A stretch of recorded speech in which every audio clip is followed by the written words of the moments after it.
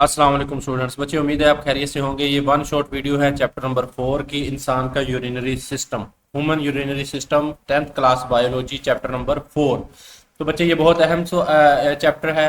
इसमें से मैं आपको बताता चलूँ कि आपको जो 3 शॉर्ट क्वेश्चन आने हैं 6 नंबर के, ठीक है, और आपको 2 एमसीक्यूज आने हैं 2 नंबर के, यानी कि 8 नंबर का आपको पेपर इसमें से आना है। तो इस चैप्टर में से लॉन्ग नहीं आना, ये शॉर्ट और एमसीक्यू के लिए बहुत अहम है। और मैं आपको इंशाल्लाह जो सारे एमसीक्यूज और शॉर्ट क्वेश्चन है वो एक ही वन शॉट वीडियो में यहाँ पे मैं आपको करवाने लगा हूँ। अभी इंग्लिश मीडियम के लिए मैं अलग से अपलोड कर दूंगा, और इस वीडियो के नीचे मैं इसकी एक्सरसाइज है बेटा जो जो कि मैं पहले अपलोड कर चुका हूँ, वो भी मैं आपको लिंक दे देता हूँ वो कमेंट सेक्शन में या डिस्क्रिप्शन में, तो आप वहां से इसको देख लीजिएगा। इसकी एक्सरसाइज मैं पहले अपलोड कर चुका हूँ, ठीक है। तो बेटा लॉन्ग नहीं आना, मैं आपको बता रहा हूँ कि लॉन्ग क्वेश्चन नहीं आना। पहले का और तीसरे चैप्टर का कॉम्बिनेशन है, चौथे चैप्टर में से लॉन्ग नहीं आना। आपने ये 2027 में जो बच्चे ये चैप्टर तैयार करेंगे वो सिर्फ शॉर्ट के लिए करेंगे और एमसीक्यूज के लिए करेंगे। तो इसलिए बेटा जो अपनी एनर्जी है आप इसके लिए आप इसको सिर्फ शॉर्ट और एमसीक्यूज के लिए करें। इसमें से ये देखें, चौथा चैप्टर है पेयरिंग है, आपकी बुक पे लिखी हुई 2 एमसीक्यूज आने हैं, और चौथे चैप्टर में से 3 शॉर्ट क्वेश्चन आने हैं, 3 2 6 और 2 8 नंबर के, ठीक है। और जो लॉन्ग क्वेश्चन है वो पहले और तीसरे में से आना है, छठे 5 में से, 9वें 8वें में से आना है, चौथे में से नहीं आना। इसलिए इस चैप्टर में से आपने इस साल कोई लॉन्ग क्वेश्चन नहीं करना, ठीक है। तो अभी आप हम इस एक ही वीडियो में इंशाल्लाह आपको याद भी हो जाएंगे शॉर्ट क्वेश्चन और एमसीक्यूज, और आपका जो है बहुत सारा सिलेबस है, 8 नंबर का जो आपका पेपर है इंशाल्लाह इसी वीडियो में कवर हो जाएगा। चलिए बच्चे हम स्टार्ट करते हैं इसको। ओके बेटा जी, सबसे पहले है इंसान का यूरिनरी सिस्टम। तो सवाल ये पूछा जाता है कि इंसान के यूरिनरी सिस्टम के मुख्तलिफ हिस्सों के नाम लिखें, ठीक है। तो मुख्तलिफ हिस्सों के नाम आपने लिखने हैं बेटा। तो जो सबसे पहले है गुर्दों का एक जोड़ा होता है, यूरेटर्स होते हैं 2 नालियां, यूरेटर का एक जोड़ा हो गया, एक यूरिनरी ब्लैडर हो गया और एक यूरिथ्रा हो गया। तो ये क्या है आपका, ये वाला शॉर्ट क्वेश्चन क्लियर हो गया, ठीक है। तो ये देखें, एक गुर्दों का जोड़ा है ये, और 2 इनमें से नालियां निकल रही हैं जिन्हें हम यूरेटर कहते हैं, ठीक है, गुर्दा। और उसके बाद क्या है बेटा, ये यूरिनरी ब्लैडर है जिसे हम मसाना बोलते हैं, और ये यूरिथ्रा है जो कि पेशाब को जिस्म से बाहर निकालने में बेटा मदद करता है। तो ये गुर्दे के 4 यूरिनरी सिस्टम के 4 हिस्से हो गए। बेटा सवाल को समझना बड़ा जरूरी है। बच्चों से गुर्दे के हिस्से पूछे जाते हैं, उसका जवाब आगे जाके है ये वाला, ठीक है। लेकिन अगर आपसे यूरिनरी सिस्टम के हिस्से पूछे जाते हैं तो ये आपने 4 लिखने हैं। गुर्दों का जोड़ा, 2 यूरेटर्स, एक मसाना यूरिनरी ब्लैडर और एक यूरिथ्रा, ठीक है। उसके बाद बेटा इनका फंक्शन पूछा जाता है, ये दूसरा शॉर्ट क्वेश्चन हो जाएगा। तो उसका जवाब आपने यहां से लिखना है। गुर्दे क्या काम करेंगे?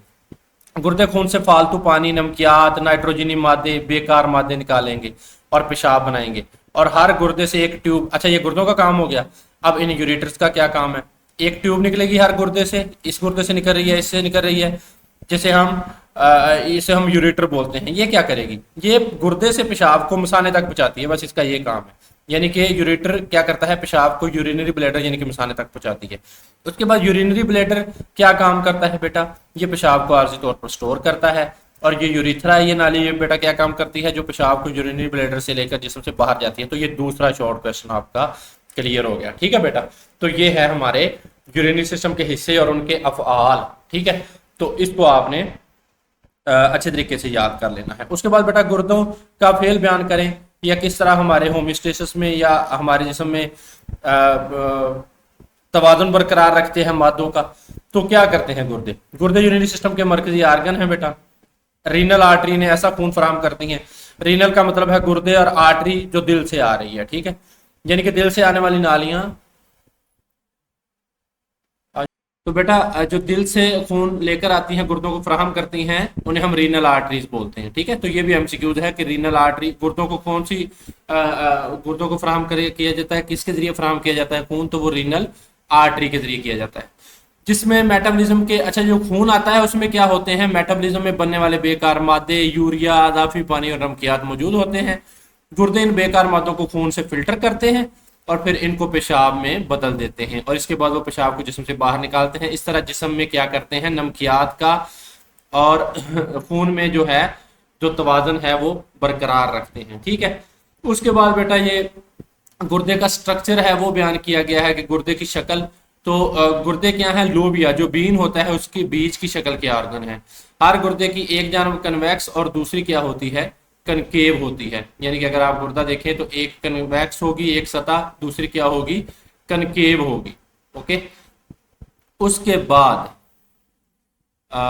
ठीक है, गुर्दे पेट यानी एब्डोमेन में जो है डायाफ्राम से नीचे होते हैं। आपको पता है कि जो डायाफ्राम है ये सांस लेने में मदद करती है, ये वो वाली साख्त है, उसके नीचे होते हैं। वर्टिब्रल कॉलम के अतराफ में लगे होते हैं, यानी कि जो आपकी रीढ़ की हड्डी है, ठीक है, उसके जो अतराफ में लगे होते हैं। हर गुर्दे की कनकेव जानब वर्टिब्रल कॉलम की तरफ होती है। बायां गुर्दा दाएं गुर्दे की निस्बत थोड़ा ऊंचा होता है। गुर्दे गहरे सुर्ख रंग के होते हैं। हर गुर्दा, अच्छा ये आपका एमसीक्यूज है बेटा, बड़ा इंपॉर्टेंट। हर गुर्दा 10 सेंटीमीटर। गुर्दे की लंबाई कितनी है, 10 सेंटीमीटर। गुर्दे की बेटा चौड़ाई कितनी है, अगर हम लंबाई की बात करें तो ये वाली लंबाई है गुर्दे की 10 सेंटीमीटर है ये, और ये वाली चौड़ाई है आपको पता है, तो ये क्या है 5 सेंटीमीटर चौड़ा, और 4 सेंटीमीटर क्या है, ये इसकी कुल क्या है, मोटाई है। तो ये आपने याद रखना। उसके बाद बेटा शॉर्ट क्वेश्चन है, गुर्दे की साख्त जो है वो एक तो होता है गुर्दे की साख्त बनाए, तो आपने ये वाली बनानी है, ठीक है। तो गुर्दे की साख्त है ये बेटा, तो अगर हम गुर्दे को देखें तो ये आपने उसकी साख्त बना देनी है। इसको हम पहले पढ़ते हैं। पहले अगर आए कि गुर्दे की साख्त बयान करें तो फिर आपने लिखना है। अगर आए कि गुर्दे की साख्त बनाएं तो फिर आपने ये वाली डायग्राम बनानी है। तो अगर बयान करने वाला आए तो आपने ये वाला बयान करना है। तो गुर्दे की दो तरह की साख्त है, एक बैरूनी साख्त है बाहर वाली, एक अंदरूनी साख्त है अंदर वाली, ठीक है। तो हम दोनों साख्तों को पढ़ते हैं। अगर बयान करे आए तो आपने इसको बयान करना है, यानी कि लिखना है। तो बेटा सबसे पहले है इसकी बैरूनी साख्त। तो बैरूनी साख्त में है कि गुर्दा एक सख्त टिश्यू यानी कि रीनल कैप्सूल में लिपटा होता है। अच्छा, रीनल का लफ्ज जहां भी आ जाए इससे मुराद आपका क्या है, गुर्दा है। गुर्दे की कनकेव जानब एक घड़ा होता है जिसे हम हाइलस कहते हैं। ये वाली बेटा गुर्दे की कनकेव साइड है, ये वाली अंदर वाली, ठीक है। तो इसको इसके ऊपर ये जो वाला घड़ा होता है इसको हम क्या बोलते हैं, हाइलस, ठीक है। और यहाँ से अगर आप देखें तो ये वाली साइड बनती है कनकेव साइड, और यहाँ पे एक घड़ा मौजूद होता है जो मैंने अभी आपको ऊपर दिखाया है, ये क्या है, हाइलस, ठीक है। ये यहाँ पे होता क्या है, ये वो मकाम है जहां से रीनल आर्टरी गुर्दे में दाखिल होती है। अब रीनल आर्टरी आ गई, ये गुर्दे में दाखिल हो रही है। आर्टरी कहाँ से आएगी, दिल से, ठीक है, खून लेकर ऑक्सीजन वाला, लेकिन उसमें बेकार मादे भी होंगे जो कि गुर्दा निकालेगा। और रीनल वेन क्या हो गई, रीनल आर्टरी क्या हो गई, रीनल मतलब गुर्दे से मुतल्लिक है, और रीनल आर्टरी निकलेगी यहाँ से। रीनल आर्टरी गुर्दे में जा रही है, और रीनल वेन, वेन जो होती है वो दिल की तरफ जा रही है, इसका मतलब फिर ये गुर्दे से निकल कर जा रही। तो रीनल वेन निकल रही है यहाँ से रीनल पेल्वस से यूरेटर निकल रहा है, नालियां, ठीक है। ये वाली जो नालियां होती हैं गुर्दे से, ये रीनल पेल्वस से निकलती हैं यहाँ से, ठीक है। तो ये क्या है बेटा, गुर्दे की बैरूनी साख्त है कि रीनल आर्टरी गुर्दे में दाखिल होती है, रीनल वेन और यूरेटर क्या है, गुर्दे से निकलती हैं। तो ये बैरूनी साख्त बयान करें, ये अलग से शॉर्ट क्वेश्चन है, ठीक है। अगर आ जाए बेटा कि गुर्दे की जो है अंदरूनी साख्त बयान करें तो आपने फिर ये वाला लिखना है, ये अलग से शॉर्ट क्वेश्चन है, ठीक है। अंदरूनी तौर पर गुर्दा दो हिस्सों में, अच्छा अंदरूनी साख्त देखें तो गुर्दे की दो हिस्सों में है। जो ऊपर वाला हिस्सा है गुर्दे का बेटा, अंदरूनी साख्त की बात कर रहे हैं हम, तो अंदरूनी साख्त में जो ऊपर वाला हिस्सा होगा वो रीनल कॉर्टेक्स होगा, और जो अंदर वाला हिस्सा होगा वो रीनल मेड्यूला होगा, ठीक है। तो ये दो मेन हिस्से हैं। तो बैरूनी हिस्से को हम रीनल कॉर्टेक्स बोलते हैं, कॉर्टेक्स मतलब ऊपर वाली तह को बोलते हैं, और नीचे वाले हिस्से को या अंदरूनी हिस्से को हम बोलते हैं रीनल मेडुला, ठीक है। रेनल मेडुला बहुत से मखरूती इलाकों पर मुश्तमिल होता है जिन्हें रीनल पायरामिड्स कहते हैं, ठीक है। अब ये रीनल मेडुला है, इसमें बहुत सारे इस तरह के ये वाले, ये जो अहराम मिस्र की तरह बने हुए हैं, ठीक है।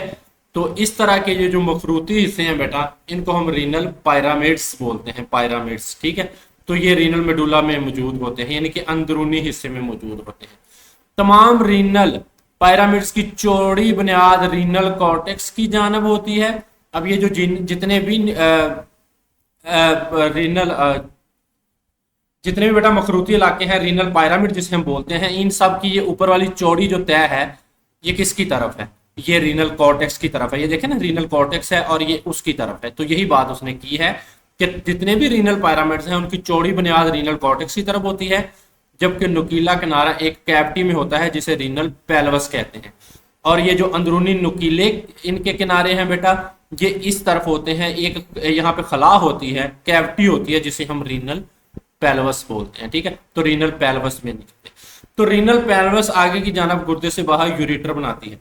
तो रीनल पेल्वस से ही क्या निकलता है, यूरेटर निकलता है, ठीक है। तो ये क्या है बेटा, गुर्दे की बैरूनी साख्त है, ठीक है, अंदरूनी साख्त और बैरूनी साख्त। तो ये आपने, अगर आपको डायग्राम आए तो बड़ी इजी सी है, आपने ये बना देनी है, जिसमें आपने ये सारी चीज़ें, renal pyramid, renal cortex, renal corpuscle, renal medulla, renal artery, renal vein, renal pelvis वगैरह और यूरेटर वगैरह बना देने हैं। वेरी इजी, ठीक है। उसके बाद है आगे बेटा मेन चीज़ नेफ्रॉन। तो ये शॉर्ट क्वेश्चन के तौर पर ही हम कर रहे हैं बेटा, लॉन्ग के तौर पर इसको अभी करने की जरूरत नहीं है क्योंकि हमें आना ही नहीं है। उसके बाद है बेटा नेफ्रॉन।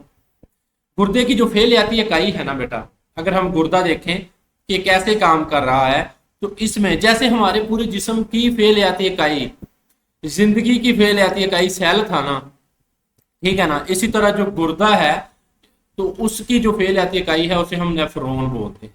तो गुर्दे की फेलियाती इकाई नेफ्रॉन है। वेरी इंपॉर्टेंट एमसीक्यूज, ठीक है।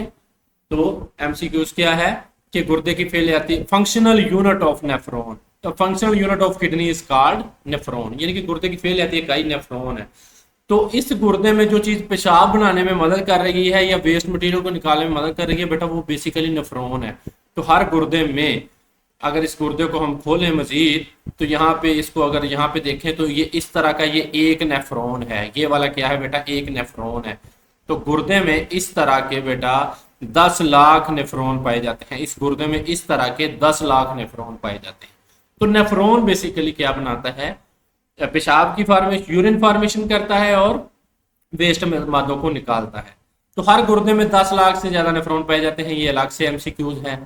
एक नेफ्रॉन के दो बड़े हिस्से होते हैं, यानी कि रीनल कॉर्पसल और रीनल ट्यूब्यूल। अच्छा, ये शॉर्ट क्वेश्चन है, ठीक है। नेफ्रॉन क्या है, तो ये गुर्दे की फेलियाती इकाई नेफ्रॉन है। हर गुर्दे में 10 लाख से ज्यादा नेफ्रॉन पाए जाते हैं और नेफ्रॉन के दो हिस्से हैं, रीनल कॉर्पसल और रीनल ट्यूब्यूल, ठीक है। तो ये इसका स्ट्रक्चर अलग से बेटा जो है वो पूछा जाता है। नेफ्रॉन की साख्त बयान करें। तो बेटा अगर उसने आपसे पूछा कि साख्त बयान करें, तो फिर तो आप लिखेंगे ये वाला कि इसके दो हिस्से हैं, रीनल कॉर्पसल और रीनल ट्यूब्यूल। ये अलग-अलग भी पूछ सकता है क्योंकि शॉर्ट आएगा तो ये छोटे छोटे पूछेगा। तो अगर पूछे कि उसकी साख्त ड्रा करें, तो आपने बेटा ये ड्रा करनी है, ठीक है। तो ये नेफ्रॉन की साख्त है, तो इसको हम जल्दी से देख लेते हैं। नेफ्रॉन की साख्त में अगर आप बेटा देखें तो इसकी जो है वो दो हिस्से हैं। जो नेफ्रॉन गुर्दे का जो फंक्शनल यूनिट है, इसके दो हिस्से हैं। तो जो पहला हिस्सा है बेटा, उसे हम बोलते हैं रीनल कॉर्पसल, ठीक है। यहाँ पे इसको मैं ग्रीन करता हूँ। ये रीनल कॉर्पसल है बेटा, ये वाला, और ये वाला जो है रीनल ट्यूब्यूल है। तो रीनल कॉर्पसल में क्या है बेटा, रीनल कॉर्पसल के दो हिस्से हैं, एक ग्लोमेरुलस है, एक बोमेन कैप्सूल है। जो ग्लोमेरुलस है ना, ये आपको आर्टरीज नजर आ रही हैं बारीक बारीक, इनके जाल को हम ग्लोमेरुलस बोलते हैं, ठीक है। और इन आर्टरीज के ऊपर जो प्याला नुमा ये साख्त है ना बेटा, तो ये क्या है, ये बोमेन कैप्सूल है, प्याला नुमा साख्त। उसके बाद गुर्दे का जो दूसरा हिस्सा है वो है रीनल ट्यूब्यूल, यानी कि ट्यूब की सूरत में, नाली की सूरत में, वो यहां से निकलना शुरू हो जाता है बोमेन कैप्सूल से ही। तो इस ट्यूब्यूल को, जो बोमेन कैप्सूल के शुरू से निकलती है, उसको हम बोलते हैं प्रोक्सिमल बलदार नाली या प्रोक्सिमल ट्यूब्यूल। प्रोक्सिमल ट्यूब्यूल हो गई ये। उसके बाद जो थोड़ी सी दूर जाती है, उसके बाद वो है बेटा डिस्टल बलदार नाली, ठीक है। तो ये थोड़े से डिस्टेंस पे है, तो जो करीब से निकलती है बोमेन कैप्सूल के, वो प्रोक्सिमल है, ठीक है ना। तो जो थोड़ी सी दूर है उसके बाद वो क्या है, वो डिस्टल बलदार नाली है। अगर हम बेटा इसको जरा बेसिकली अगर हम इसको देखें, तो जो रीनल कॉर्पसल है, पहला हिस्सा है, उसमें ग्लोमेरुलस है, ठीक है, ये कैपिलरीज हैं, और उसके ऊपर एक बोमेन कैप्सूल है, प्यालानुमा साख्त, और जहां से ये ट्यूब्यूलर हिस्सा शुरू होता है, जिसे हम रीनल ट्यूब्यूल कहते हैं, उसके भी 3 हिस्से हैं।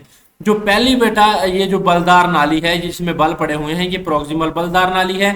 ये आगे जाके इस तरह बेटा ये यू शेप नाली में हो जाती है, यू शेप नाली में तब्दील हो जाती है। इस तरह ये देखें, ये ऊपर जा रही है, ठीक है। तो ये एक नीचे आ रही है, असेंडिंग लूप ऑफ हैनले, इसे हम लूप ऑफ हैनले बोलते हैं। क्या बोलते हैं, लूप, ये जो यू शेप है ना, इसको हम लूप ऑफ हैनले बोलते हैं। तो ये दूसरा हिस्सा है रीनल ट्यूब्यूल का, तो इसको हम लूप ऑफ हैनले बोलते हैं। जो तीसरा हिस्सा है वो डिस्टेंस पे है, वो है डिस्टल बलदार नाली, यानी कि ये इससे दूर है। रेफरेंस पॉइंट हमारा ये यहाँ से है कि बोमेन कैप्सूल से, ठीक है। तो बोमेन कैप्सूल के जो करीब नाली है बलदार, उसे हम प्रॉक्सिमल बोलते हैं, और जो उससे दूर है उसे हम डिस्टल बोलते हैं। तो पहला हिस्सा क्या हो जाएगा, जो बोमेन कैप्सूल से नाली निकलेगी वो प्रॉक्सिमल बलदार नाली है। उसके बाद ये नाली यू शेप में कन्वर्ट हो जाएगी, जिसे हम लूप ऑफ हेनले बोलेंगे। एक लूप ऑफ हेनले नीचे आ रही है, एक ऊपर जा रही है, ठीक है। यानी कि इसे हम बोलेंगे डिसेंडिंग लूप ऑफ हेनले, नीचे आती हुई लूप ऑफ हेनले और ऊपर जाती हुई लूप ऑफ हेनले। यहाँ पे आगे जाके हम मजीद पढ़ेंगे कि क्या होता है। उसके बाद बेटा जो तीसरी बलदार नाली है वो क्या है, डिस्टल बलदार नाली, जो कि डिस्टेंस पे मौजूद है। और ये सारी इकट्ठी होकर एक कलेक्टिंग डक्ट बनाती हैं। ये कलेक्टिंग डक्ट क्या करती है, वेस्ट वगैरह को इकट्ठा करके यहाँ पे रीनल पेल्वस में डाल देती है, और रीनल पेल्वस से यूरेटर निकलता है जो कि पेशाब को लेकर मसाने में चला जाता है। तो रीनल कार्पसल, तो रीनल कार्पसल क्या है, गुर्दे का बैरूनी हिस्सा है, सॉरी इसका नेफ्रॉन का जो है वो पहला हिस्सा है, ठीक है। रीनल कार्पसल ये नेफ्रॉन का पहला हिस्सा है, दो हिस्सों पर मुश्तमिल होता है, ग्लूमेरुलस और बोमेन कैप्सूल पर। ग्लूमेरुलस ब्लड कैपिलरीज का एक गुच्छा है, जबकि बोमेन कैप्सूल प्यालानुमा साख्त है जो ग्लूमेरुलस को घेरे होती है, ठीक है। तो ये कैपिलरीज का गुच्छा और ऊपर प्यालानुमा साख्त, जिसे हम बोमेन कैप्सूल बोलते हैं। उसके बाद बेटा दूसरा हिस्सा रीनल ट्यूब्यूल है। इसे रीनल ट्यूब्यूल हम क्यों बोलते हैं, क्योंकि ये नालीदार है, बलदार है, ठीक है। तीन किस्म की नालियां हैं, एक लंबी नाली है जो बोमेन कैप्सूल के साथ लगी होती है। तो ये बोमेन कैप्सूल के साथ ही ये देखें आप, ये नाली यहाँ पे ये सारी लगी होती है। ये नाली को तीन हिस्से हैं, इसके तीन हिस्से हैं नाली के। पहला हिस्सा बलदार है यानी कि कन्व्यूलेटेड है, उसे हम प्रॉक्सिमल बलदार नाली बोलते हैं, ठीक है। तो ये प्रॉक्सिमल बलदार नाली। उसके बाद दरमियाना हिस्सा एक यू शक्ल की नाली है, उसे हम लूप ऑफ हेनले बोलते हैं। आखिरी हिस्सा फिर बलदार है, उसे हम डिस्टल बलदार नाली बोलते हैं, ठीक है। तो बहुत से नेफ्रॉन की डिस्टल बलदार नालियां एक कलेक्टिंग डक्ट में खुलती हैं। बहुत सी कलेक्टिंग डक्ट आपस में मिलकर रेनिल पेल्वस बना देती हैं। तो जब 10 लाख नेफ्रॉन होंगे, उनकी डिस्टल बलदार नालियां इस तरह की, ये कहाँ खुलेंगी, रीनल पेल्वस में खुलेंगी, ठीक है। और फिर यूरेटर की बुनियाद रखी जाएगी, यूरेटर में चला जाएगा। तो ये था बेटा नेफ्रॉन का स्ट्रक्चर, ठीक है, नेफ्रॉन की साख्त। उसके बाद है बेटा गुर्दे का फेल। तो गुर्दे का फेल क्या है, गुर्दे की खून की केमियाई तरतीब को कंट्रोल करते हैं, यानी कि खून की जो केमिस्ट्री है उसको कंट्रोल करते हैं। गुर्दे खून से जायद और बेकार मादे लेते हैं, इन्हें पेशाब में तब्दील करते हैं। तो ये हम पहले पढ़ कर आए हैं। पेशाब बनने का काम 3 मरहल में होता है बेटा। हर मरहला शॉर्ट क्वेश्चन है, हर मरहला क्या है, शॉर्ट क्वेश्चन है। तो बेटा इसके जो 3 स्टेप हैं वो आपने याद रखने हैं, ठीक है, गुर्दे के फेल के। पहला है प्रेशर फिल्ट्रेशन, इसको हम पी से जाहिर करेंगे। दूसरा है रीअब्जॉर्प्शन, इसको हम आर से। और तीसरा है ट्यूब्यूलर सेक्रेशन, इसको हम टी से जाहिर करेंगे, ठीक, एस से जाहिर करेंगे। तो यहाँ पे लिखा हुआ है एफ आर और एस, ठीक है, एफ आर एस। तो एफ फॉर प्रेशर फिल्ट्रेशन है, आर फॉर जो है रीअब्जॉर्प्शन है, और एस फॉर क्या है, सेक्रेशन। अब देखें हम इसको डिटेल से पढ़ते हैं। सबसे पहले शॉर्ट क्वेश्चन आता है, प्रेशर फिल्ट्रेशन से क्या मुराद है। तो देखें बच्चे, आपको नाम से ही पता चल गया होगा, प्रेशर और फिल्ट्रेशन, यानी कि प्रेशर के साथ किसी चीज को फिल्टर करना, यानी कि खून को प्रेशर के साथ फिल्टर किया जाएगा। तो गुर्दे ये काम किस तरह करेंगे, पहले खून जो है वो रीनल आर्टरी के जरिए गुर्दे में दाखिल होगा। आपको पता है कि रीनल आर्टरी जो है बेटा वो खून लेकर आएगी। ये देखिए रीनल आर्टरी है, ये गुर्दों को खून फराहम करेगी, ठीक है। तो रीनल आर्टरी जब गुर्दों को खून फराहम करेगी तो आर्टरी आगे जाके बहुत से आर्टरियूल्स में तकसीम हो जाएगी, यानी कि छोटी छोटी आर्टरीज में। और हर आर्टरियूल जो है वो तकसीम होकर ग्लूमेरुलस की कैपिलरीज बना देगी, ठीक है। तो ये ग्लूमेरुलस की जो कैपिलरीज हैं, ये जो ग्लूमेरुलस है, ठीक है, जिसे हम कैपिलरीज का एक जाल बोलते हैं, ये क्या है, आर्टरीज के तकसीम होने से बनता है, रीनल आर्टरी के तकसीम होने से बनता है। तो जब खून ग्लूमेरुलस में पहुंचता है तो ब्लड प्रेशर बहुत ज्यादा होता है। ग्लूमेरुलस में एक हाई ब्लड प्रेशर के साथ जो है खून इंटर होता है। तो ये नाम जाहिर कर रहा है प्रेशर फिल्ट्रेशन। तो इस ज्यादा ब्लड प्रेशर की वजह से इसका नाम है प्रेशर फिल्ट्रेशन। इस ज्यादा प्रेशर की वजह से क्या होगा, ये प्रेशर, ज्यादा ब्लड प्रेशर किस तरह मदद करता है जो बेकार मादे निकालने से खून से। तो इस ज्यादा प्रेशर की वजह से बहुत से मादे, यानी कि पानी, नमकियात, ग्लूकोज और यूरिया वगैरह, ठीक है, ये क्या करेंगे, ये ग्लूमेरुलस से बाहर आ जाएंगे, ठीक है। और ये सारा मवाद जो है वो बोमेन कैप्सूल में चला जाएगा, यानी कि यहाँ पे आया ग्लूमेरुलस की आर्टरीज में आया, खून हाई प्रेशर के साथ, और इससे बेकार मादे बाहर आ गए और किस में चले गए, यहाँ से बोमैन कैप्सूल में चले गए। तो इस अमल को हम बोलते हैं प्रेशर फिल्ट्रेशन। ठीक है, तो इस मरहला को हम प्रेशर फिल्ट्रेशन बोलते हैं। तो ये प्रेशर फिल्ट्रेशन की क्या है, डेफिनेशन है। और जो मवाद फिल्टर हुआ है, फिल्टर होने वाले मवाद को हम ग्लूमेरुलस का फिल्ट्रेट बोलते हैं। ये अलग से शॉर्ट क्वेश्चन है, ये दो शॉर्ट क्वेश्चन है, दोनों का जवाब एक ही है। ठीक है ना, तो बस जहां तक आप ये लिखेंगे प्रेशर फिल्ट्रेशन, आगे सिर्फ इतना लिख देंगे कि जो फिल्टर होने वाला मवाद है इसको हम ग्लूमेरुलस का फिल्ट्रेट कहते हैं। क्योंकि बेटा ये ग्लूमेरुलस ने किया है ना फिल्टर, इसको ग्लूमेरुलस की कैपिलरीज ने हाई ब्लड प्रेशर के साथ इसको फिल्टर किया है और बोमैन कैप्सूल में भेज दिया है। तो इसे हम क्या बोलेंगे, ग्लूमेरुलस का फिल्ट्रेट। ये फिल्ट्रेट ग्लूमेरुलस में दाखिल होने वाले खून के प्लाज्मा का करीबन 20% होता है। तो ये एमसीक्यू आपने करना है। एक इंटरेस्टिंग बात ये है कि ये जो ग्लूमेरुलस होता है बेटा, इसकी कैपिलरी से जो ब्लड सेल्स हैं और प्रोटीन हैं ये फिल्टर नहीं होते, क्योंकि इनका साइज क्या होता है, बड़ा होता है। तो ये इंपॉर्टेंट क्या है, शॉर्ट क्वेश्चन भी है और एमसीक्यूज भी है कि कौन सी चीजें हैं वो फिल्टर नहीं होती ग्लूमेरुलस की कैपिलरी से। तो आपको पता है कि वो ब्लड सेल्स और प्रोटीन है, इनका साइज बड़ा होता है, इसलिए फिल्टर नहीं होते। तो ये था प्रेशर फिल्ट्रेशन। अगर हम नेफ्रॉन की बात करें, यहाँ पे गुर्दे का अगर हम फेल देखें, तो ये देखें बेटा, यहाँ पे जो है वो आर्टरी आई, ठीक है, रीनल आर्टरी आई, खून में दाखिल हुई, और यहाँ पे ये जो ग्लूमेरुलस की कैपिलरीज थी, यहाँ पे हाई ब्लड प्रेशर के साथ ये सारी चीजें बाहर आ गई गुर्दे से, वेस्ट मटेरियल, और कहाँ चला गया, इस बोमैन कैप्सूल में। तो आपको यहाँ पे एफ लिखा नजर आ रहा है। तो इस मुकाम पे क्या हो रही है, pressure filtration, F R filtration, यानी कि खून से नेफ्रॉन में फिल्ट्रेशन। दूसरा बेटा है रीअब्जॉर्प्शन। री का मतलब होता है दोबारा, एब्जॉर्प्शन का मतलब होता है जज़ब करना। ठीक है, यानी कि कुछ चीजों को दोबारा जज़ब किया जाएगा। तो ग्लूमेरुलस, ये अलग से शॉर्ट क्वेश्चन है कि रीअब्जॉर्प्शन से क्या मुराद है। ठीक है, ग्लूमेरुलस का फिल्ट्रेट नेफ्रॉन के अगले हिस्से यानी कि रीनल ट्यूब्यूल में जाता है। अब देखें बेटा, यहाँ पे जो था वो काम रीनल कॉर्पसल का, ग्लूमेरुलस का, बोमैन कैप्सूल का काम खत्म हो गया। तो आगे बोमैन कैप्सूल से ट्यूब्यूलर पार्ट, रीनल ट्यूब्यूल का पार्ट, जिसके 3 हिस्से हैं, प्रॉक्सिमल बलदार नाली, लोप ऑफ हैनले और डिस्टल बलदार नाली, इसका काम शुरू हो गया। अब ट्यूब्यूलर, अब ये जो रीअब्जॉर्प्शन होगी ये ट्यूब्यूल्स में होगी। तो ग्लूमेरुलस का फिल्ट्रेट जो होता है वो नेफ्रॉन के अगले हिस्से यानी कि रीनल ट्यूब्यूल में जाता है। इस फिल्ट्रेट में से कई फायदेमंद मादों को रीनल ट्यूब्यूल के गिर्द मौजूद ब्लड कैपिलरीज में वापस जज़ब कर लिया जाता है। यानी कि फायदेमंद मादों को तो नहीं ना पेशाब के जरिए बाहर निकालना, तो इसलिए उनको हम दोबारा जज़ब करते हैं। इस अमल को हम क्या कहते हैं बेटा, रीअब्जॉर्प्शन। तो ये रीअब्जॉर्प्शन की तारीफ है। तो क्या क्या जज़ब किया जाता है, ज्यादातर पानी है उसको हमने जिस्म में, खून में ही रखना है। ठीक है, तो तकरीबन तमाम जो ग्लूकोज है, पेशाब के रास्ते ग्लूकोज खारिज नहीं होती, उसको भी दोबारा खून में डाल देना है। ये रीअब्जॉर्ब हो रही हैं दोबारा, अब जो है ये चीजें हैं जज़ब हो रही हैं। अमाइनो एसिड्स हैं, प्रोटीन के बिल्डिंग ब्लॉक, इनको भी पेशाब के रास्ते नहीं निकालना, तो इनको भी खून में दोबारा क्या किया जाता है, जज़ब किया जाता है। और ज्यादातर जो नमकियात होते हैं, जिस्म में नमकियात का तवाज़ुन बरकरार रखते हैं गुर्दे, वो इसी तरह रखते हैं कि उनको निकलने नहीं देते, उनको दोबारा खून में जज़ब किया जाता है। तो इनको प्रॉक्सिमल बलदार नाली से वापस जज़ब किया जाता है। तो ये बेटा आपको पता है, ये आपको से फंक्शन पूछा जाएगा कि प्रॉक्सिमल बलदार नाली का क्या काम है। जो लूप ऑफ हैनले है उसकी जो डिसेंडिंग लिम्ब है, डिसेंडिंग का मतलब होता है नीचे आना, तो जो उसकी नीचे आ रही है नाली उसका क्या फंक्शन है, और उसकी जो असेंडिंग लिम्ब है जो ऊपर जा रही है उसका क्या फंक्शन है। तो जो प्रॉक्सिमल बलदार नाली है जो बोमैन कैप्सूल से ही निकल रही है, वो पानी को, ग्लूकोज को, अमीनो एसिड को और नमकियात को जज़ब करेगी, यानी कि रीअब्जॉर्ब करेगी।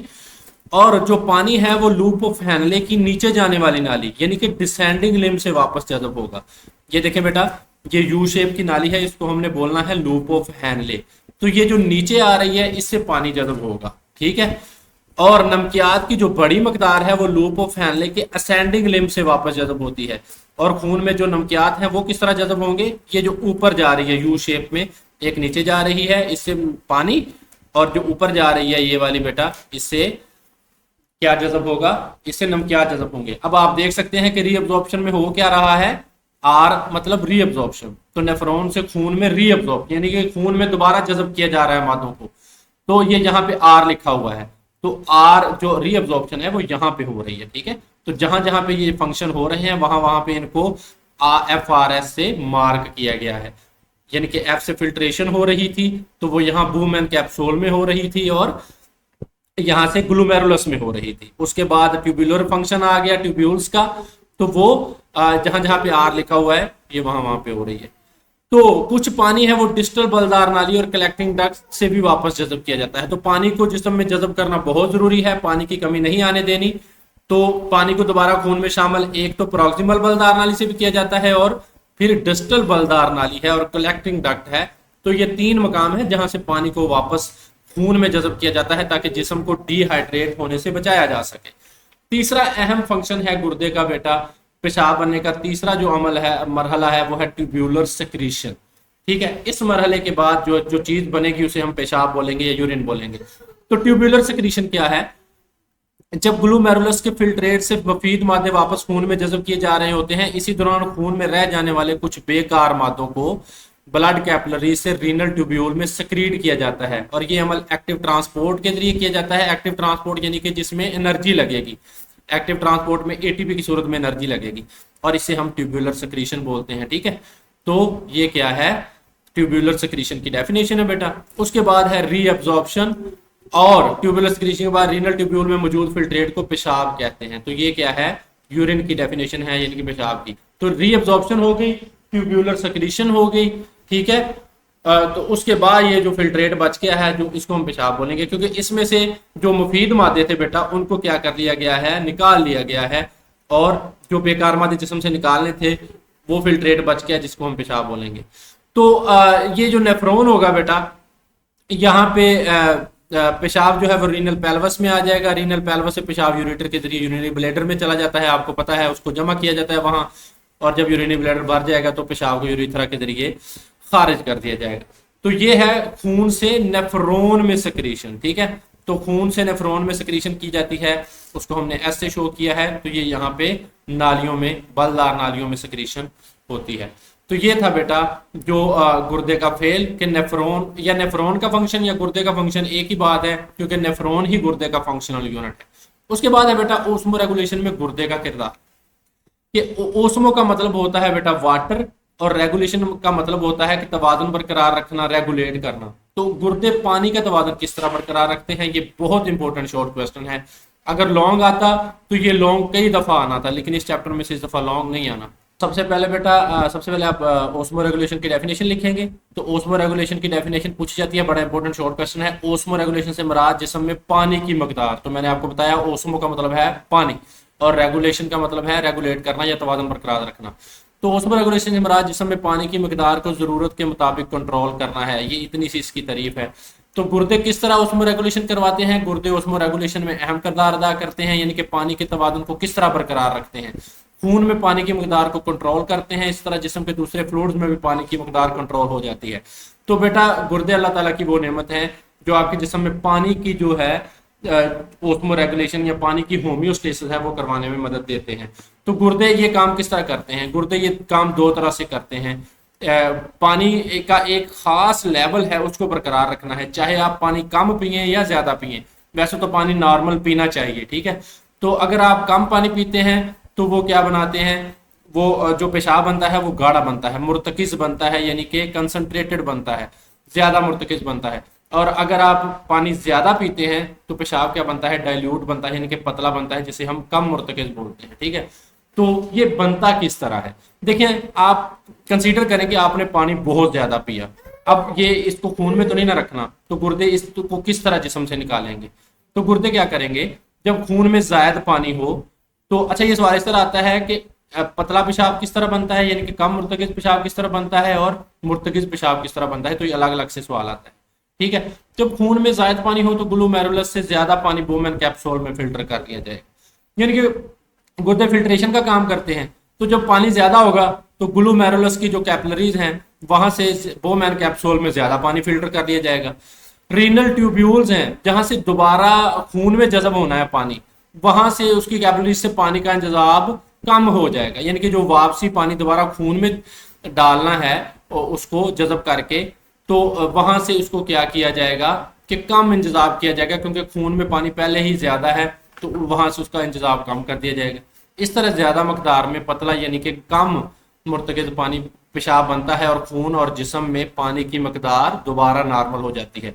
पानी को खून में ना कम रखना है ना ज़्यादा रखना है, नॉर्मल रखना है, ठीक है।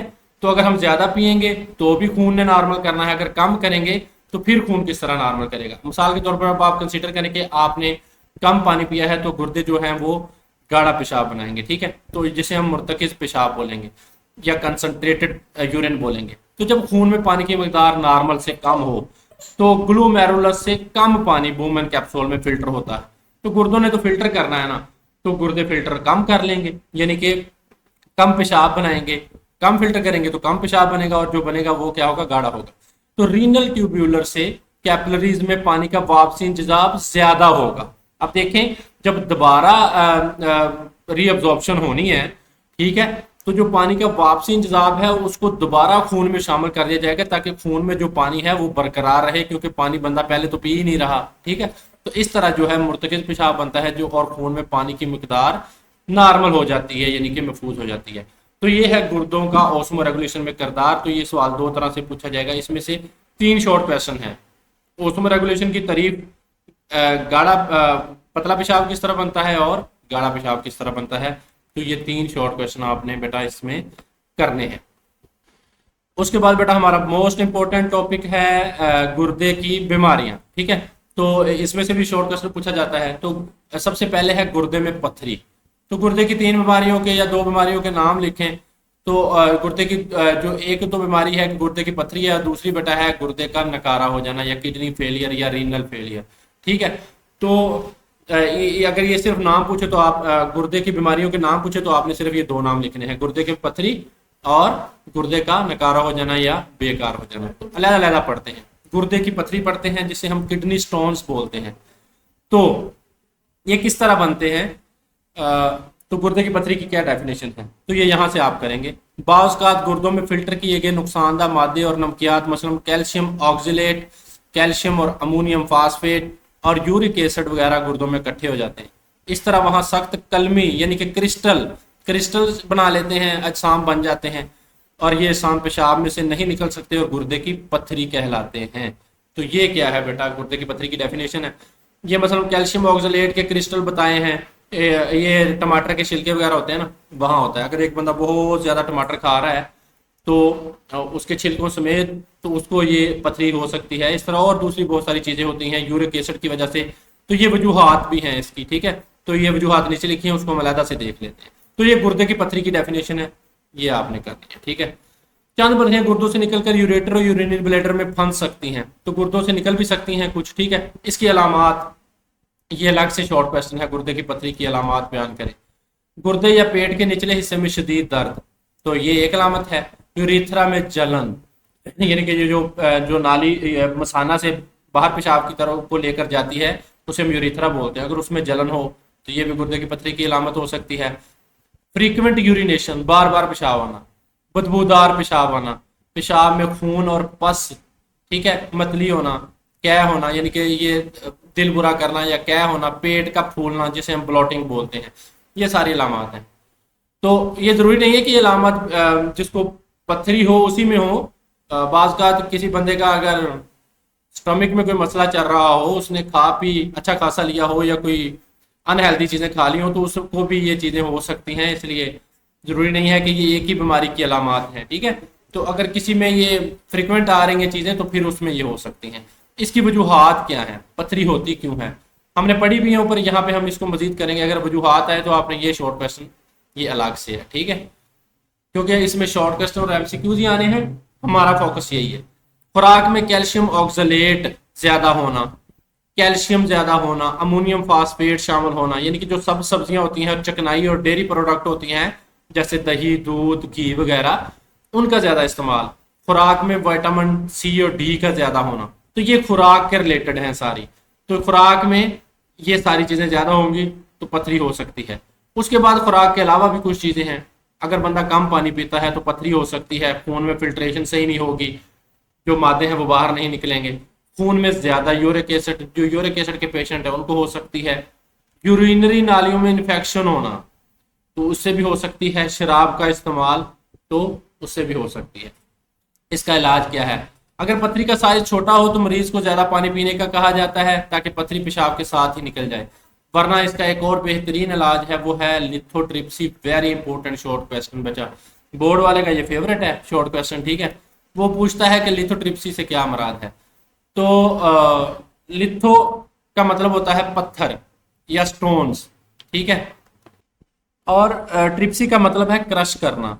तो लिथोट्रिप्सी आपको नाम से ही इसकी डेफिनेशन पता चल गई होगी। लिथो का मतलब क्या है बेटा? स्टोन्स या पत्थर, और ट्रिप्सी मतलब है क्रश करना, इनको तोड़ना या रेजा रेजा करना। तो लिथोट्रिप्सी में क्या होता है कि जो गुर्दे में पथरियां पैदा होती हैं उनको रेजा रेजा कर दिया जाता है, तोड़ दिया जाता है। तो किसके जरिए तोड़ा जाता है इसको हम पढ़ते हैं, ये बड़ा इंपॉर्टेंट शॉर्ट क्वेश्चन है। गुर्दे की पथरी निकालने का एक और तरीका लिथोट्रिप्सी है। इस तरीका में गुर्दे में मौजूद पथरियों पर बाहर से शॉक वेव्स गिराए जाते हैं। तो इसमें कोई ऑपरेशन वगैरह नहीं किया जाता, आपके जिस्म के बाहर से ही, पेट के ऊपर से ही जो है वो शॉक वेव्स होती हैं, इलेक्ट्रिकल शॉक वेव्स होती हैं, नॉन इलेक्ट्रिकल, ठीक है, वो गिराई जाती हैं शॉक वेव्स। और ये शुआएं क्या करती हैं? जब पत्थरों से टकराती हैं गुर्दे में मौजूद, तो इन्हें छोटे छोटे टुकड़ों में तोड़ देती हैं जो पेशाब के रास्ते से बाहर निकल जाते हैं, ठीक है। तो ये देखें, ये शॉक वेव्स हैं, ये यहाँ से गिराई जाती हैं, तो ये पथरी है रेजा रेजा हो गई है, और ये यहाँ से रीनल पैथवेज के जरिए, फिर ये यूरेटर के जरिए बाहर निकल जाएगी, यूरिथ्रा के जरिए, ठीक है, ये बाहर निकल जाएंगे। तो ये है लिथोट्रिप्सी। लिथो का मतलब है पत्थर या पथरी, और ट्रिप्सी का मतलब है उसको रेजा रेजा करना। तो शुआओं के जरिए इन्हें रेजा रेजा कर दिया जाता है। तो अगर पथरी बड़ी हो और आसानी से ना निकल सके तो पथरियां निकालने के लिए मरीज की सर्जरी की जाती है। तो ये पथरी का इलाज है बेटा। पथरी का पहला इलाज क्या है? पानी पीना, ठीक है, ज्यादा पानी पीना, इससे निकल जाएगी। दूसरा इलाज है लिथोट्रिप्सी, शुआओं के जरिए इलाज। और तीसरा इलाज क्या है? सर्जरी है। तो ये सबसे बाद में आती है सर्जरी, ठीक है। उसके बाद बेटा गुर्दे के अमराज पढ़ रहे हैं, तो पहला मर्ज हमने पढ़ा गुर्दे में पथरी या किडनी स्टोन्स। दूसरा इलाज है बेटा गुर्दे की बीमारियां पढ़ रहे हैं, तो गुर्दे की दूसरी बीमारी है गुर्दे का निकारा हो जाना, जिसे हम रीनल किडनी फेलियर बोलते हैं। किडनी फेलियर भी बोलते हैं या रीनल फेलियर, एक ही बात है। जब एक या दोनों गुर्दे अपना इनका फेल क्या है? खून से बेकार मादे लेना और इन्हें जिस्म से बाहर निकालना, ये सरंजाम देने के काबिल नहीं रहते, तो इस हालत को गुर्दों का नकारा हो जाना कहते हैं। तो ये इसकी डेफिनेशन है। ये इंपॉर्टेंट शॉर्ट क्वेश्चन है कि गुर्दों के नकारा हो जाने से क्या मुराद है। यानी कि जब गुर्दे खून से बेकार मादे लेना और इन्हें जिस्म से बाहर निकालना, यानी कि पेशाब बनाना बंद कर दें, तो इसे हम कहते हैं रीनल फेलियर। अच्छा, इसकी अलामत क्या है? खून में बेकार मादों का इर्तिकाज बढ़ जाना, तो ये आपको जो है RFT से पता चलेगा। जो रीनल फेलियर होगी रिपोर्ट आपकी, रीनल फंक्शन रिपोर्ट होगी आपकी, उससे पता चलेगा, ठीक है। तो जिस्म के फ्लूइड की मकदार भी बढ़ जाना, जिस्म में जो फ्लूइड्स होते हैं मुख्तलिफ किस्म के, उनकी मकदार बढ़ जाना, वजन में कमी हो जाना, पेशाब में खून का आना, टांगों, पाँव और चेहरे पर सोजन हो जाना। ये जो ज्यादा फ्लूइड होंगे जिस्म में, तो ये चेहरे पर और मुख्तलिफ आर्गन्स पर सोजन जो है सोजश का बायस बनेंगे। तो ये अलामात हैं, ये अलग से शॉर्ट क्वेश्चन है, बड़े इंपॉर्टेंट। और उसके बाद है बेटा वजूहात। इसकी वजूहात क्या है गुर्दे फेल होने की? ज्यादा अरसा रहने वाली डायबिटीज, तो सबसे मेन चीज है वो शुगर है। जो डायबिटीज के पेशेंट हैं उनके गुर्दे हैं वो बड़े खराब होते हैं। इसके अलावा हाई ब्लड प्रेशर है, जो ब्लड प्रेशर के मरीज हैं अपना ब्लड प्रेशर कंट्रोल नहीं करते, यानी कि इसको हम हाइपरटेंशन भी बोलते हैं। उसकी वजह से, पानी की कमी की वजह से, डिहाइड्रेशन, डी का मतलब है कम हो जाना, हाइड्रेशन मतलब पानी, यानी कि पानी की कमी। गुर्दे में शदीद इन्फेक्शन हो तो गुर्दे फेल हो सकते हैं। अगर कुछ अद्वियात, जिसे हम non steroidal anti inflammatory drugs बोलते हैं, ठीक है, नॉन स्टीरॉयडल जिसे हम एनसिड्स भी बोलते हैं, ये जो दर्दकश अद्वियात होती हैं आजकल बड़ी चल रही हैं, लोग बड़े शौक से खाते हैं इनको। तो ये non steroidal anti inflammatory drugs होती हैं जो कि इन्फ्लेमेशन को कम करती हैं, सोजश को जिस्म में, लोग इनको इस्तेमाल करते हैं, एनसिड जिसे हम बोलते हैं। तो इससे भी गुर्दे, इसका बेजा इस्तेमाल, देखिए बच्चे, कभी कभी आपका हेडेक हुई, जिस्म में दर्द हुआ, चले वो तो लेनी बनती है, रोजाना की बुनियाद पर जो लोग इस्तेमाल करते हैं ये नुकसान करती हैं। गुर्दे में बड़ी पथरियां हों तो ये भी एक वजह है गुर्दों को फेल करने की। गुर्दों को नुकसान, दिल या जिगर का नाकाम हो जाना, दिल या जिगर का नाकाम हो जाए तो फिर भी गुर्दे फेल हो सकते हैं। अच्छा, गुर्दों के बेकार हो जाने का इलाज, तो सबसे पहला इलाज है बेटा डायलिसिस, ठीक है। डायलिसिस एक ऐसा इलाज है जिसमें डायलिसिस फ्लूइड इस्तेमाल करके खून से बेकार मादे निकाल लिए जाते हैं। अब देखें बच्चे, डायलिसिस में क्या किया जाता है कि इसमें मरीज का जो खून होता है उससे बेकार मादे निकाले जाते हैं, यानी कि जो काम पहले गुर्दे करते थे कुदरती तौर पर, अब वो इलाज कौन करेगा, अब वो मशीनों के जरिए करवाया जाएगा। तो बेटा डायलिसिस की दो इकसाम है, ठीक है। एक है हीमोडायलिसिस और दूसरा है बेटा पेरिटोनियल डायलिसिस, ठीक है। तो ये दो इकसाम है, बड़ा इंपॉर्टेंट है कि हीमोडायलिसिस और पेरिटोनियल डायलिसिस में फ़र्क बयान करें, या हीमोडायलिसिस से क्या मुराद है, ये शॉर्ट क्वेश्चन बड़ा इंपॉर्टेंट है। उसके अलावा ये वाला जो पेरिटोनियल डायलिसिस है, ये शॉर्ट क्वेश्चन बड़ा इंपॉर्टेंट है। तो चांद एक ही तो शॉर्ट क्वेश्चन है बेटा इस चैप्टर में, 3 आपको आ जाने हैं। तो हीमोडायलिसिस में क्या किया जाएगा बेटा, नाम देखें, हीमो का मतलब होता है ब्लड और डायलिसिस का मतलब होता है टू क्लीन या साफ करना, यानी कि खून को साफ करना। इसमें क्या होता है कि मरीज का सारा खून जो है वो जिस्म से बाहर निकाला जाता है। अगर ये प्रोसीजर इसका हीमोडायलिसिस का मैं आपको यहाँ पे दिखाऊं, ये देखें हीमोडायलिसिस, ये सारा मरीज का जो खून है वो जिस्म से बाहर आ रहा है और फिल्टर होकर ये डायलाइजर, एक मशीन होती है जिसे हम डायलाइजर बोलते हैं, ठीक है। तो इससे क्या होता है, ये इसको डायलिसिस किया जाता है। इस तरीका में क्या किया जाता है कि मशीन का खून सॉरी मरीज का खून एक मशीन यानी कि डायलाइजर में से गुजारा जाता है। तो जिस मशीन में से गुजारा जाता है उसे हम डायलाइजर बोलते हैं। ये बड़ा इंपॉर्टेंट एमसीक्यूज है कि डायलाइजर क्या है, जिस मशीन में से गुजारा जाता है उसे क्या बोलते हैं, तो उसे हम डायलाइजर बोलते हैं। डायलाइजर के अंदर लंबी नालियां होती हैं, ठीक है, ये लंबी नालियां लगी होती हैं। खून इन नालियों के अंदर से गुजरता है जबकि डायलिसिस फ्लूइड इन नालियों के गिर्द बहता है। तो ये डायलिसिस फ्लूइड होता है, इन नालियों के गिर्द बहता है, ठीक है, और खून है इन नालियों के अंदर से गुजर जाता है। फालतू पानी और बेकार मादे खून से निकलकर डायलिसिस फ्लूइड में आ जाते हैं। तो डायलिसिस फ्लूइड में क्या आ जाएंगे, जो बेकार मादे और जो साफ खून हो चुका होगा उसको दोबारा वापस, ये देखिए जिस्म से ये लिया खून, जिस्म से निकाला जाने वाला खून है ये बेटा, ठीक है, इसमें बेकार मादे होंगे तो यहाँ से ये नालियों में से गुजरेगा खून और डायलिसिस फ्लूइड जो होगा वो साइड पे बहेगा। तो उसके बाद जो बेकार मादे हैं वो निकलकर डायलिसिस फ्लूइड में आ जाएंगे और जो साफ खून होगा उसको दोबारा जो है वो वापस जिस्म में डाला जाता है। तो ये बाजू से अमूमन ये निकाला जाता है, यहाँ पे एक लगता है, ठीक है, तो यहाँ पे इसको निकाला जाता है। साफ हो चुके खून को दोबारा जिस्म में दाखिल कर दिया जाता है। तो याद रखने के लिए वेरी इजी है, हीमो मतलब खून यानी कि सारा खून जिस्म से बाहर निकाला जाता है, डायलिसिस मतलब उसे साफ किया जाता है, जिस चीज से साफ किया जाता है उसे हम डायलाइजर बोलते हैं। उसके बाद है बेटा पेरिटोनियल डायलिसिस। आपके जो पेट वाली कैविटी है बेटा उसको हम पेरिटोनियल कैविटी बोलते हैं या पेरिटोनियम बोलते हैं, पेट वाली। जैसे छाती वाली कैविटी को हमने थोरैक्स कैविटी बोला था, मुंह वाली कैविटी को बक्कल कैविटी बोला था, ठीक है ना। इसी तरह जो पेट वाली कैविटी है ना उसको हम पेरिटोनियल कैविटी बोलते हैं। उसके जरिए जो डायलिसिस किया जाता है उसको हम पेरिटोनियल डायलिसिस बोलते हैं। पेरिटोनियल मतलब पेट के जरिए, डायलिसिस मतलब खून को साफ करना, ठीक है। तो ये डायलिसिस की दूसरी किस्म है। तो बेटा इसमें क्या होता है कि देखें, हमारा काम है, अब गुर्दे काम नहीं कर रहे तो खून से किसी न किसी तरीके से बेकार मादों को निकालना। तो इसमें पेरिटोनियल जो इलाका है, इस तरीका में होता क्या है कि जो डायलिसिस फ्लूइड है, ये जो हम डायलिसिस करने के लिए फ्लूइड इस्तेमाल करते हैं उसको हम डायलिसिस फ्लूइड बोलेंगे। इसको पेरिटोनियल कैविटी मैंने आपको बता दिया है कि जो पेट में एलिमेंट्री कनाल है, जो आपकी अंतड़ियां वगैरह हैं यानी कि गट के इर्द गिर्द की जगह होती है, उसमें डाला जाता है। इस हिस्से में हम क्या डालेंगे, पेरिटोनियल फ्लूइड को डालेंगे। तो पेरिटोनियल कैविटी की दीवारों के साथ पेरिटोनियल मेम्ब्रेन लगी होती है। जो पेरिटोनियल कैविटी है, यहाँ ये वाली जो पेरिटोनियल कैविटी आपको दिखाई गई है, यहाँ पे ये वाली जो है मेम्ब्रेन, इसको हम बोलेंगे पेरिटोनियल मेम्ब्रेन। ये जो सारी लाल रंग में आपको दिख रही है, ठीक है, रेड में, तो ये पेरिटोनियल मेम्ब्रेन लगी होती है। पेरिटोनियल मेम्ब्रेन की ब्लड वेसल्स के खून में मौजूद बेकार मादे डायलिसिस फ्लूइड में नफूज कर जाते हैं।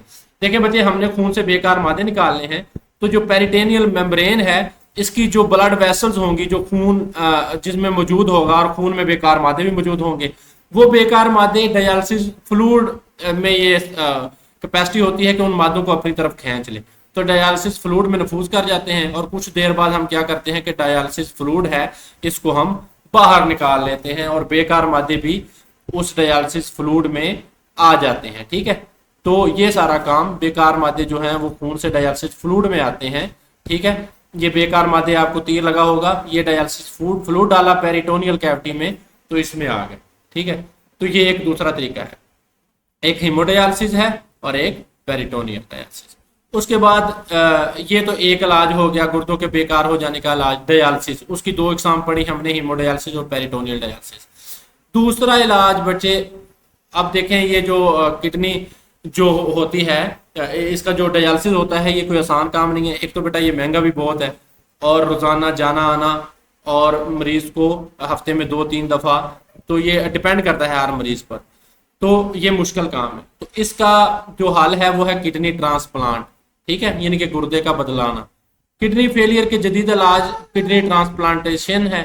इस इलाज में मरीज के जिस्म में नकारा गुर्दे के साथ डोनर का सेहतमंद गुर्दा भी लगा दिया जाता है। ठीक है, तो जो नकारा गुर्दा है उसकी जगह क्या लगा दिया, किसी भी सेहतमंद का, उसकी फैमिली में से अमूमन ज्यादा मिलता है, तो सेहतमंद गुर्दा। गुर्दा अतिया करने वाला कोई मरहूम शख्स भी हो सकता है और जिंदा भी। ठीक है, कोई अतिया कर सकता है। जिंदा डोनर मरीज का रिश्तेदार भी हो सकता है और नहीं भी, बस वो उसका जो मैच है वो मिलना चाहिए।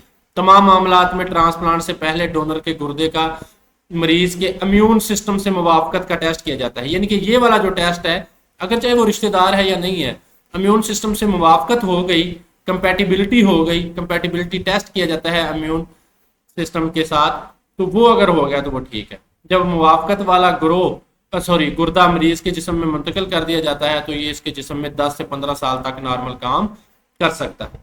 तो ये है किडनी ट्रांसप्लांट की तारीफ। ठीक है, और किडनी ट्रांसप्लांट के लिए कौन सी शराइत है, तो ये आप लिख सकते हैं कि कोई इसका रिश्तेदार भी हो सकता है और इम्यून सिस्टम से मुवाफकत का टेस्ट भी किया जाता है। ठीक है, तो ये गुर्दे के डोनर के गुर्दे की उम्र कितनी होती है ट्रांसप्लांट के बाद, तो ये इंपॉर्टेंट एमसीक्यूज है बेटा, ये आपने करना है। 10 से 15 साल तक वो गुर्दा काम करता है। ठीक है, उसके बाद बेटा एक बॉक्स में क्वेश्चन है कि एक अथॉरिटी है पंजाब में, आर्गन ट्रांसप्लांटेशन जो होते हैं, इसमें अकेला गुर्दा नहीं होता, इसमें वो जिगर की ट्रांसप्लांटेशन या दूसरी और भी जिस्म के मुख्तलिफ आर्गन हैं उनकी ट्रांसप्लांटेशन होती है। उसको एक अदारा कंट्रोल करता है जिसे हम कहते हैं Punjab human organ transplant authority.